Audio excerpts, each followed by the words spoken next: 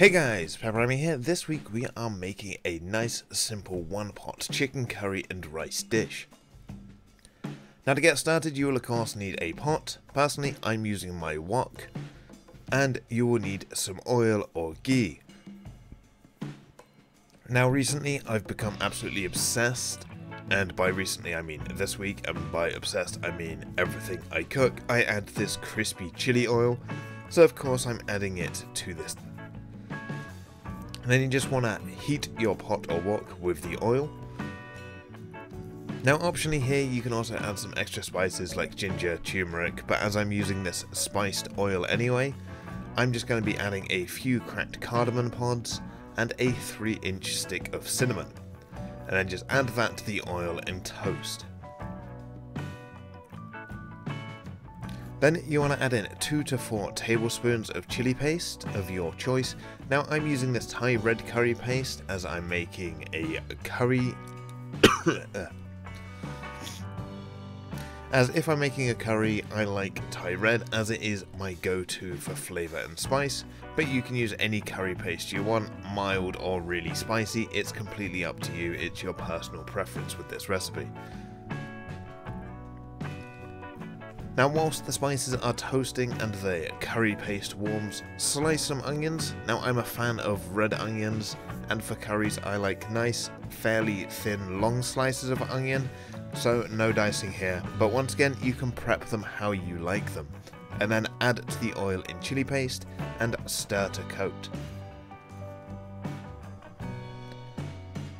Now whilst the onions start to soften, prepare your chicken. I'm using chicken tenders, but you can use breast, boneless thigh, whatever you wish, but just cut it into bite-sized pieces that will roughly cook at the same time. And then throw into the pot, stir to coat, and let cook for a few minutes until coloured on the outside. Now once the outside of your chicken has some colour, add 250 grams of rinsed white rice and give a quick mix. Then pour in 200 ml of coconut milk. Now this was a little bit reluctant to leave the can, but after a few shakes we finally got there. And then top with 600 ml of chicken or vegetable stock. Then you want to bring this whole thing to a simmer and let cook for around 20 minutes until the rice is nice and tender and no longer crunchy. Now you may need to add some more stock if needed, but this is absolutely fine, or you can just top it up with some just normal water.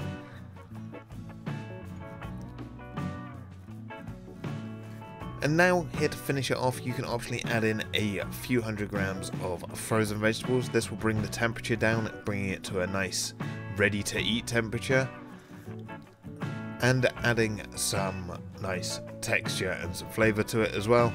And this also prevents the vegetables from being overcooked, whereas if you added them earlier they can get a little bit mushy.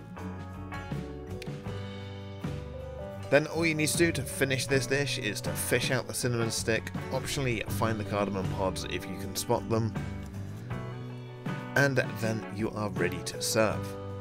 And there you have it, a simple one-pot curry and rice dish with vegetables. Now it's a great low effort for curry night. Although, if using spicy curry paste, maybe just use 2 tablespoons, speaking from experience here. But anyway, that wraps up this week's video. Now as always, if you like what you saw, let me know down below with a like and a comment. If you're indeed new here, feel free to subscribe for free weekly cooking content, and I will see you all again next week. Thanks for watching.